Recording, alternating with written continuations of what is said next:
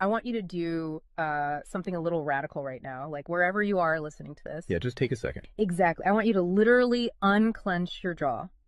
Just let it go. Drop your shoulders. Most of us don't even realize we're tensing up, you know? Right. And look, I don't care if you just finished, a grueling 12-hour shift on the hospital ward, or if you just stepped off a loud, dusty job site. Or even if you're just mentally exhausted from staring at screens all day long. Leave it at the door. It's over. You are officially entering quiet mode.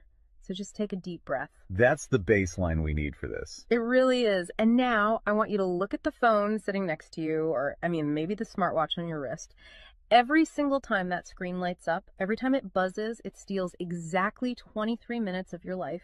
Welcome to the deep dive. It really is a staggering number to confront when you put it like that. 23 minutes Yeah. from one buzz. Yeah, because we tend to measure interruptions in like the seconds it takes to glance at a screen, right? Whoa! We completely ignore the massive cognitive debt we incur the moment we look away from our deep work. And that cognitive debt, that is exactly the central target of our mission today. Okay, let's unpack this. We are exploring The Sovereign Architect's Guide by Chillstar 08. Specifically, episode 6, which is titled Deep Work Dynamo, How to Finish Your Week in 4 Hours. Right. And if you remember in our last deep dive, we talked about installing the drawing those boundaries and reclaiming your personal space. But clearing the space is just step one. It actually reveals a much deeper, much more intimidating problem. Yeah, the void. What are we actually supposed to be building in that silence we just fought for? Because if we don't have a blueprint, the noise of the world is just going to rush right back in to fill it. Oh, for sure. We have this natural horror of a vacuum.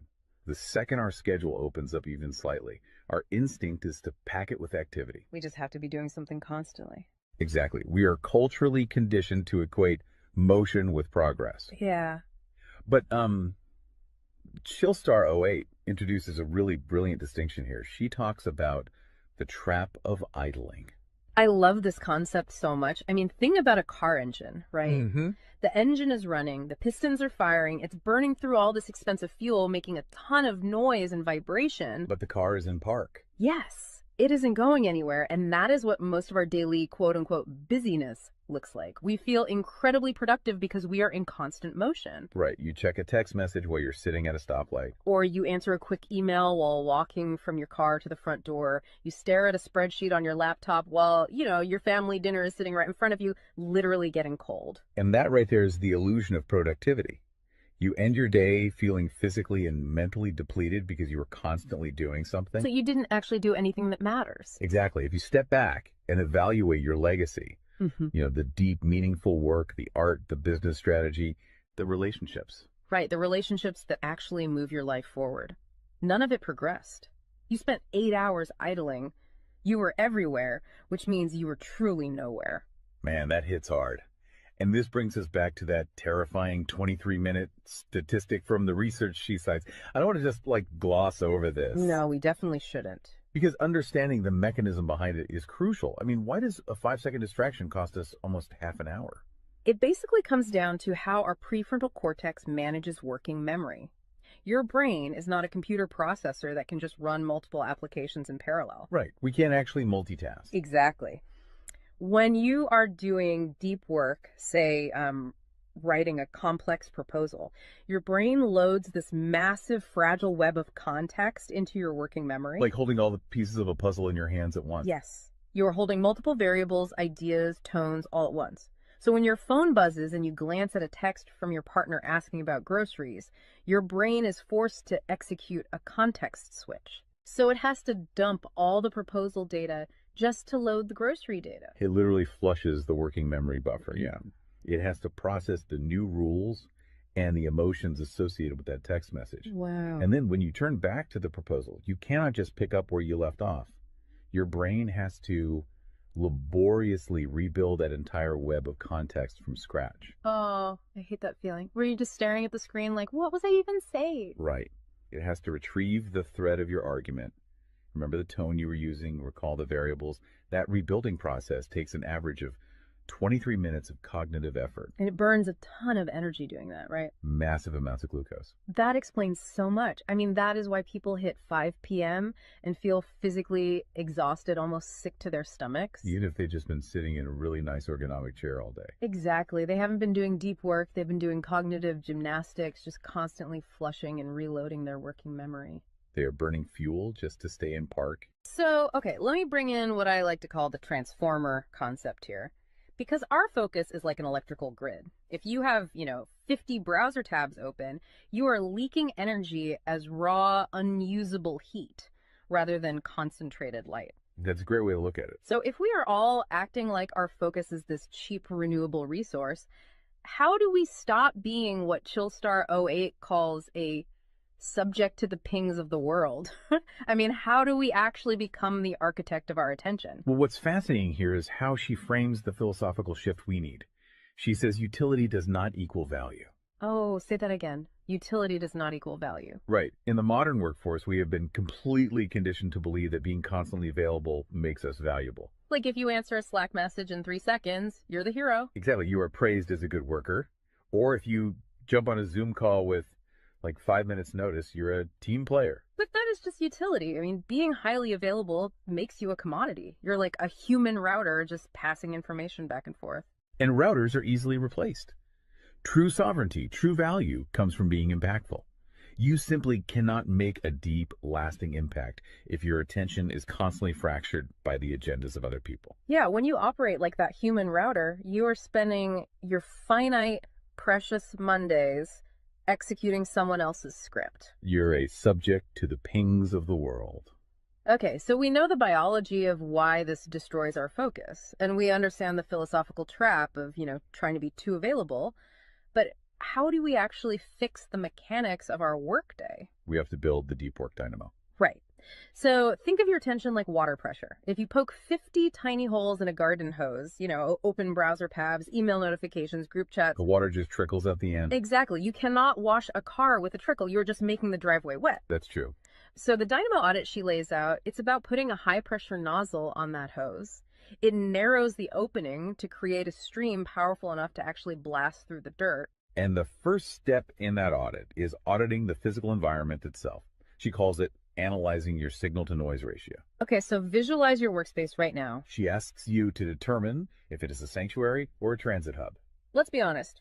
Most of us are operating in transit hubs. A transit hub is a place of constant arrival and departure. People walking by, announcements over the loudspeaker, just a blur of motion. Yeah, and you can't build a legacy in a train station. But we need to push past the basic phones are distracting advice, right? Because our listeners already know that. Oh, absolutely. Chillstar '08's rule is much more brutal than that. She says if the phone is even sitting on your desk, even face down, it is acting as a parasite on your cognitive grid. A parasite, just by being in the room. The research supports this entirely, by the way.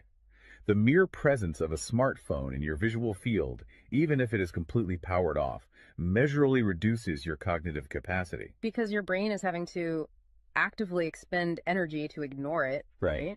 Exactly. It is running a background process that just keeps saying, don't check the phone, don't check the phone.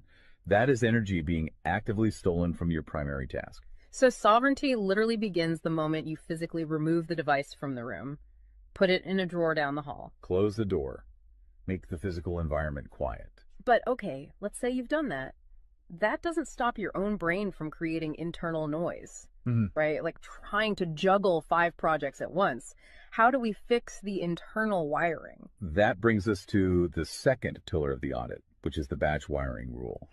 This directly addresses the danger of switching fatigue, which we touched on with that 23-minute penalty. Right, the cognitive glucose burn. Yeah. When we attempt to multitask, like writing a creative brief, then pausing to check inventory levels, then answering 3 customer service emails. And then trying to go back to the brief.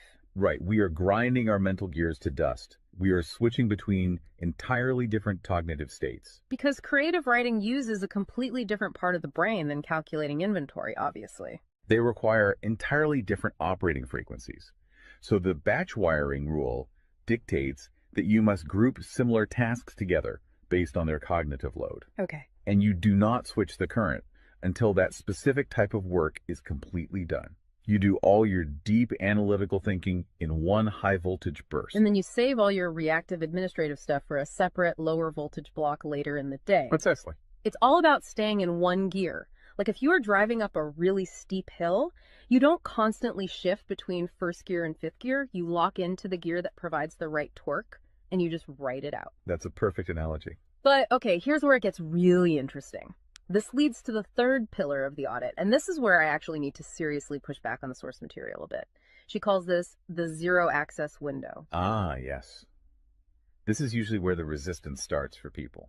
Because it sounds impossible for a normal person. She says you cannot just plan to be focused, right? You have to legally schedule it. You have to lock in one sovereign hour. Yeah, 1 hour where you are legally dead to the outside world. No boss, no family, no, hey, do you have a second for a quick question? Just you and the blueprint. It's extreme, yes. But let's do a reality check here. I mean, I see how that works for a solo digital entrepreneur or a freelance writer, but what about someone whose literal job description is to be available? Right, like an IT support specialist. Or a floor manager, or a nurse on a ward, or even, a parent at home with a toddler.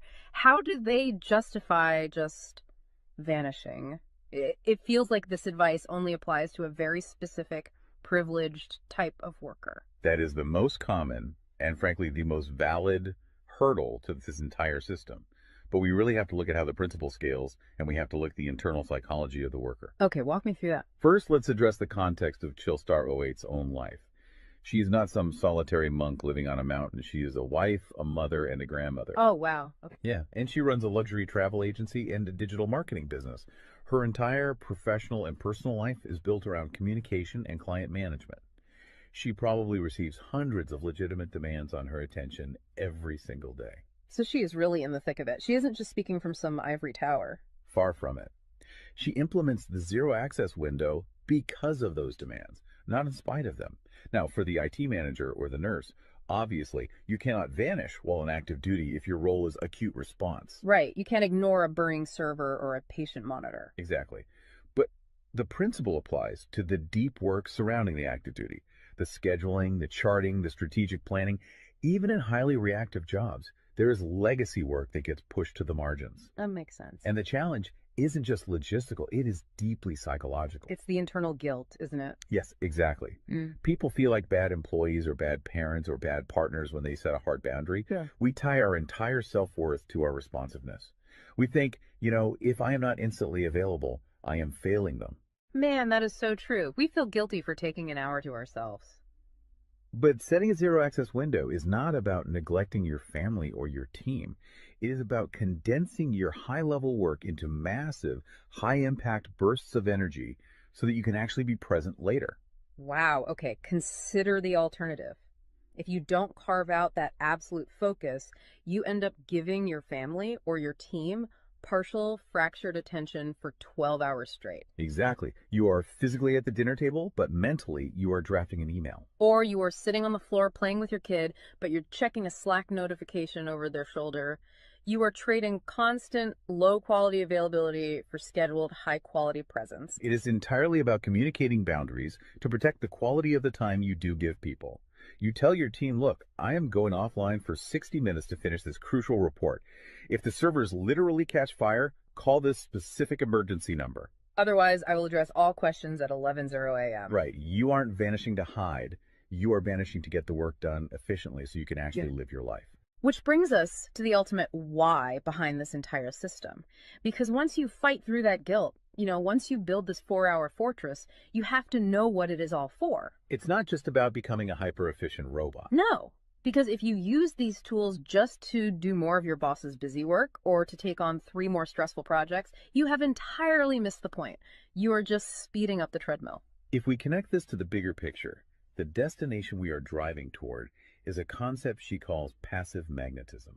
Okay, break down passive magnetism for us, because it sounds a bit abstract. Think of it as the gravity your work generates when it is undeniably good. Most people operate with active desperation. They are loudly networking, constantly posting, aggressively chasing clients or promotions. Just relying on sheer volume to get noticed. Right. Passive magnetism is the exact opposite. It is the ability to attract results, clients, wealth, legacy, or respect through the undeniable quality of your deep work. Because you actually took the time to build something substantial rather than just talking about building it. Yes, when you engage the deep work dynamo, you produce work so concentrated and so valuable that it acts as a magnet. You don't have to chase the market comes to you. And the ultimate prize of achieving that passive magnetism isn't just more work. The prize is time. Time is the ultimate currency. The dream of the sovereign architect is to finish an entire week's worth of business output in just 4 hours. You do this high voltage work often while the rest of the world is literally still hitting the snooze button. You free up the remaining hours so you can go be a traveler, so you can be a creative. So you can be a fully engaged grandparent like Chillstar 08. Exactly. She frames it beautifully in the source text. She says, we wire for silent so we can live in volume. Oh, I love that. We embrace the discipline of the quiet fortress so that our actual lives can be loud, vibrant, and fully experienced. We are finally taking control of the dial. But, making that shift from a frantic, reactive employee to a calm, sovereign creator requires a massive shift in identity. You have to tune your mind before you sit down to do the work. It is really difficult to just sit down at a desk and instantly command your brain to perform deep work, right? Especially if you've spent the last hour navigating traffic and listening to the news. You need a transition ritual to cross that threshold. And Chillstar 08 provides something for this transition called the Chillstar's Creed. It is designed to be a grounding frequency. It really centers you. Yeah, so I want you, the listener, to use this. I want you to imagine a slow, steady heartbeat in the background. Just a deep, resonant 528 hertz frequency. Just let the frequency of these words settle into your mind before you initiate your deep work. Ready? Take it in. I am grounded in peace. I am reaching for my stars. My light is my own. I am a star and I will shine bright. I will reach for the sky. I release what was. I embrace what is becoming. Using a creed like that is just such a powerful behavioral trigger. It really shifts your state. When you speak those words, even just internally, you are consciously reminding yourself that your light, your focus, your energy is your own. It does not belong to your inbox. This does not belong to the algorithm. Right. You are releasing the frantic energy of the morning and embracing the sovereign focus of the architect. So we always want to translate this high-level theory into ground-level reality for you. We don't want you to just listen to this and go right back to idling. Definitely not. Here's your 1% install. This is your micro win to take action on this deep dive immediately. Tomorrow morning, before the world starts demanding your attention, before you check a single news site or open your email, I want you to set a timer for exactly 60 minutes. Put your phone in another room entirely. Yes, physical distance. Do not open any extra browser tabs. Pick one legacy task, just one, and flip the switch on your very first sovereign hour. And be prepared for it to feel incredibly uncomfortable at first. Your brain will crave the dopamine hit of a notification. Oh, you will feel an almost physical itch to check your messages. But if you can sit in that silence, if you can endure that initial friction, you will watch the dynamo start to spin. You will enter that flow state, and the old blueprints of hustling and grinding will be completely burned away. And look, if you want the actual templates to automate this piece, the specific tools and step-by-step guides to build the system out completely and protect your location-independent freedom, you can join the Sovereign Fortress on the Chillstar 08 school community. All the blueprints are there waiting for you. They really are. As we wrap up this deep dive, I want to leave you with one final thought to explore on your own. We have spent this entire session talking about the mechanics of work. We've talked about condensing your week's output into just 4 hours of pure, undistracted focus. But if you actually achieve that, you're going to be faced with a beautiful, kind of terrifying question. What's that? Who are you going to become in the remaining 164 hours of your week? What if your true legacy has absolutely nothing to do with what you produce while you are busy, but entirely to do with who you are when you are finally completely silent? Wow. Unclench that jaw. Drop those shoulders. Step into the quiet. Go be great and flip the switch. We'll see you on the next deep dive.